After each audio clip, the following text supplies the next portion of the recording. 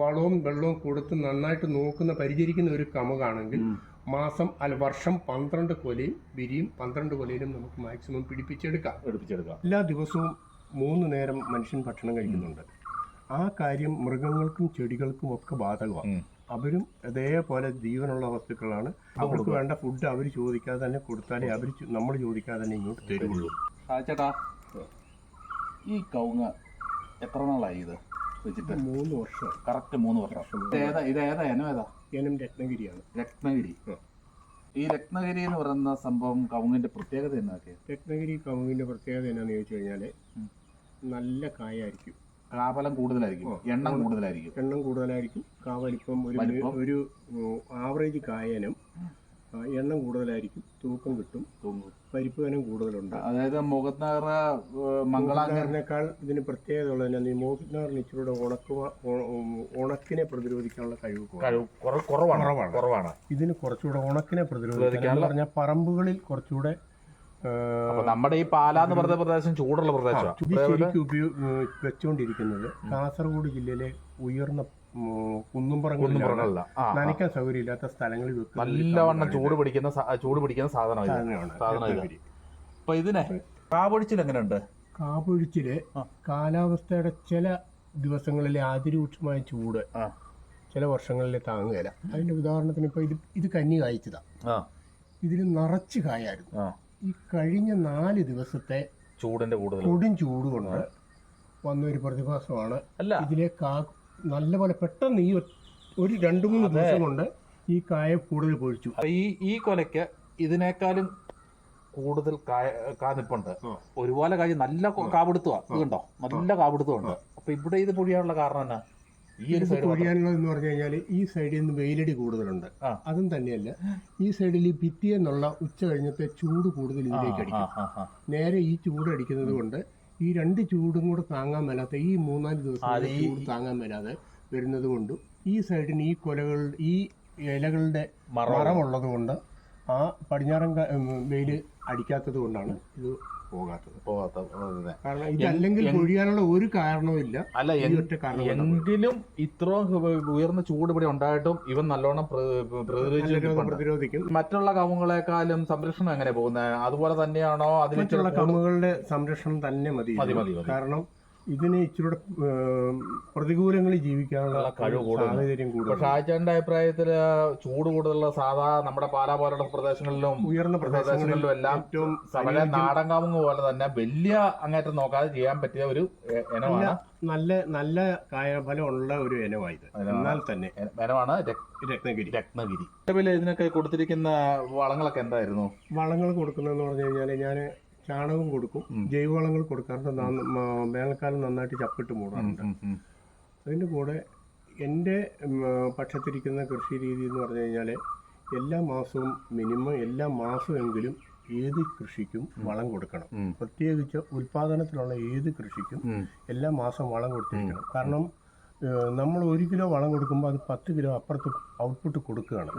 അപ്പോൾ അതിനെ റീപ്ലേസ് ചെയ്തുകൊണ്ടേ ഇരുന്നില്ലെങ്കിൽ അതിൻ്റെ ആരോഗ്യനില താറുമാറാകും. അതുപോലെ തന്നെ ചെടി നശിക്കാനും ഉൽപാദനം കുറയാനും സാധ്യതയുണ്ട്. അപ്പം കൃത്യമായിട്ട് ഓരോ മാസവും ഓരോ കൊല ഒരു കമുകിൽ വിരിയുന്നുണ്ട്. 12 കൊല 13 കൊല ഒരു കമുകിൽ ഒരു വർഷം വിരിയും. തെങ്ങിന് അതിൽ കൂടുതൽ വിരിയും. തെങ്ങിന് 24 ദിവസം കൂടുമ്പോൾ വിരിയും. 15-16 കൊല ഒരു തെങ്ങിന് വിരിയും. ആ സ്ഥാനത്ത് 12 കൊല 13 കൊല വരെ ഒരു കമുകിന് വിരിയും. അതിനനുസരിച്ച് നമുക്ക് ഉണ്ടാക്കിയെടുക്കണമെങ്കിൽ നമ്മൾ അതിനനുസരിച്ച് വളം അവർക്കുള്ള കൊടുത്തിരിക്കണം. ഔട്ട്പുട്ട് കിട്ടുള്ളൂ. അത് ഔട്ട്പുട്ട് കിട്ടുന്നത് തന്നെയല്ല, അതിനല്ലെങ്കിൽ ആരോഗ്യസ്ഥിതി വളരെ മോശം വരുന്ന മനുഷ്യനും ആണെങ്കിലും മൃഗങ്ങൾക്കാണെങ്കിലും സസ്യങ്ങൾക്കാണെങ്കിലും ആരോഗ്യസ്ഥിതി മോശമുള്ളിടത്ത് രോഗാവസ്ഥ കൂടും. എല്ലാ മാസവും മിനിമം വളം നമ്മൾ കുറേശ്ശെ കൊടുത്തോണ്ടിരിക്കണം. അളവ് കുറയ്ക്കുക, എണ്ണം കൂട്ടുക. വേണ്ട അളവ് കൊടുക്കുക. പക്ഷേ നമ്മൾ എല്ലാ ദിവസവും 3 നേരം മനുഷ്യൻ ഭക്ഷണം കഴിക്കുന്നുണ്ട്. ആ കാര്യം മൃഗങ്ങൾക്കും ചെടികൾക്കും ഒക്കെ ബാധകമാണ്. അവരും അതേപോലെ ജീവനുള്ള വസ്തുക്കളാണ്, ഉൽപാദനം തരേണ്ടവരാണ്. നമ്മളെക്കാൾ ഉൽപാദന ശേഷി കൂടുതലുള്ള അവർക്ക് വേണ്ട ഫുഡ് അവർ ചോദിക്കാതെ തന്നെ കൊടുത്താലേ നമ്മൾ ചോദിക്കാതെ തന്നെ ഇങ്ങോട്ട് തരുള്ളൂ. അത് പ്രകൃതി നിയമമാണ്. കവുങ്ങിന് ചൊട്ട ഉള്ളിലുണ്ടായി എത്ര മാസം കൊണ്ട് അടയ്ക്കാ താഴെ വീഴും? ഉള്ളിലുണ്ടാകുന്നത് ഒരുപാട് മാസങ്ങൾക്ക് മുമ്പാണ് ചുവട്ടിന്ന് വിരിഞ്ഞു വരുന്നത്. ഒരു കുടം വിരിഞ്ഞാൽ എന്ന് പറഞ്ഞാൽ പാള പൊളിഞ്ഞ് ചൊട്ട നമ്മൾ കണ്ടാൽ അത് കഴിഞ്ഞിട്ട് മിനിമം 8 മാസം. 8 മാസം. 8ാം മാസം ആ അടയ്ക്ക പഴുക്കാൻ തുടങ്ങും എന്ന് പറഞ്ഞാൽ 8 മാസം പൂർത്തിയാകുമ്പോൾ നമുക്ക് അടയ്ക്ക പഴുത്ത് പറിക്കാം. അത് ചിലപ്പോൾ 9ാം മാസം ആ കൊല നിന്നെന്ന് വരും. അപ്പോൾ ഒരു കമുകയിൽ സ്വാഭാവികമായിട്ട് ഒരു 8 കൊല 9 കൊലയിൽ കൂടുതൽ ഒരിക്കലും കാണത്തില്ല. പക്ഷെ നോക്കുന്ന കമുകിന് നല്ല കാലാവസ്ഥയും നല്ല വളവും വെള്ളവും കൊടുത്ത് നന്നായിട്ട് പരിചരിക്കുന്ന ഒരു കമുകാണെങ്കിൽ വർഷം 12 കൊലയും വിരിയും. 12 കൊലയിലും നമുക്ക് മാക്സിമം എടുക്കാം. അത് ഏത് കർഷകരും പറയും അത്രയും കൊല വിരിയില്ലെന്ന്. അതിന്റെ കാരണം എന്താണെന്ന് ചോദിച്ചു കഴിഞ്ഞാൽ ഈ 8ാം മാസം ആദ്യം വിരിച്ച കൊല പുറത്തു പോകും.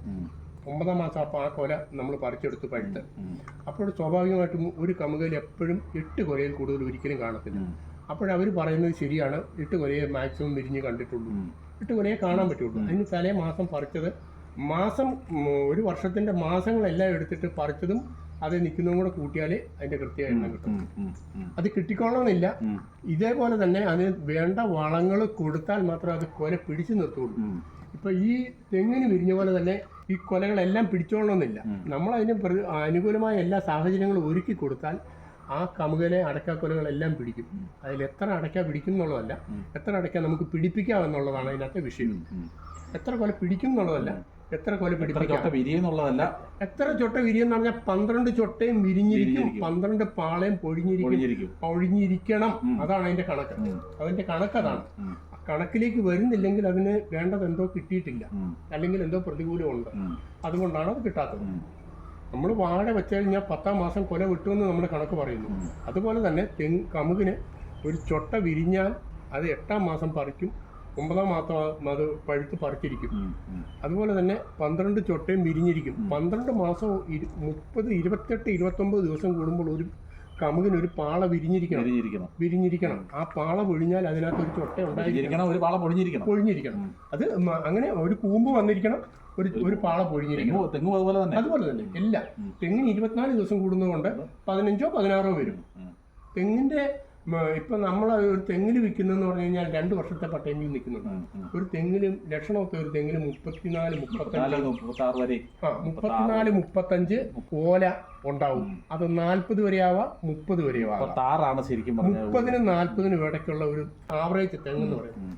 35 ആണെങ്കിൽ അതിന്റെ മുകളിലോട്ടുള്ളത് വളരെ മെച്ചമായ അതിന്റെ പട്ട നല്ല വിരിഞ്ഞ് നല്ല നീളത്തിനും നല്ല വികറസായിട്ട് നിൽക്കുന്ന പട്ടയാണെങ്കിൽ ആ തെങ്ങിലുണ്ടാകുന്ന തേങ്ങയ്ക്കും കരിക്കും കൊലിക്കും എല്ലാം നല്ല ബലവും കിട്ടും. ഏറ്റവും അത്യാവശ്യമായിട്ടുള്ള സാധനം ഫോസ്ഫറസ് ആണ്.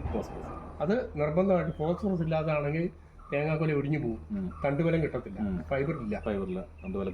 ഫോസ്ഫറസ് ഇല്ലാതെ തെങ്ങിനും കമുകിനും ഫോസ്ഫറസ് വളരെ അത്യാവശ്യമുള്ള സാധനം. ഏറ്റവും കൂടുതൽ ഫോസ്ഫറസും പൊട്ടാഷ്യം വേണ്ട ഒരു സാധനമാണ് തെങ്ങ്. അത് കഴിഞ്ഞാൽ കമുക്. ഇവർക്ക് എത്ര ഫോസ്ഫറസും പൊട്ടാഷ്യം നമ്മൾ സപ്ലൈ ചെയ്യുന്നോ അതിന് മണ്ണിലുള്ളതിനെ വലിച്ചെടുക്കാൻ വേണ്ട സാഹചര്യങ്ങൾ ഒരുക്കുന്നോ അല്ലെങ്കിൽ നമ്മൾ ആർട്ടിഫിഷ്യലായിട്ട് കൊടുക്കുന്നോ അത് കിട്ടുന്നതിനനുസരിച്ച് അതിൻ്റെ ഔട്ട്പുട്ട് വളരെ മെച്ചമായിരിക്കും. ഏറ്റവും കൂടുതൽ വെള്ളം വേണ്ടതും ഫോസ്ഫറസ് പൊട്ടാഷ്യം വേണ്ടതും തെങ്ങിനാണ്. അത് കഴിഞ്ഞാൽ പിന്നെ കമുകിനാണ്. എല്ലാത്തിനും സ്വാഭാവികമായിട്ടും ഫലം കായ്ക്കുന്ന എല്ലാ വൃക്ഷങ്ങൾക്കും പൊട്ടാഷ്യം ഫോസ്ഫറസും വളരെ മസ്റ്റാണ്. വീഡിയോ ഇഷ്ടപ്പെട്ടാൽ ലൈക്ക് അടിക്കുകയും നിങ്ങളുടെ അഭിപ്രായങ്ങളും നിർദ്ദേശങ്ങളും കമൻറ്റായി താഴെ രേഖപ്പെടുത്തുകയും ചെയ്യുമല്ലോ.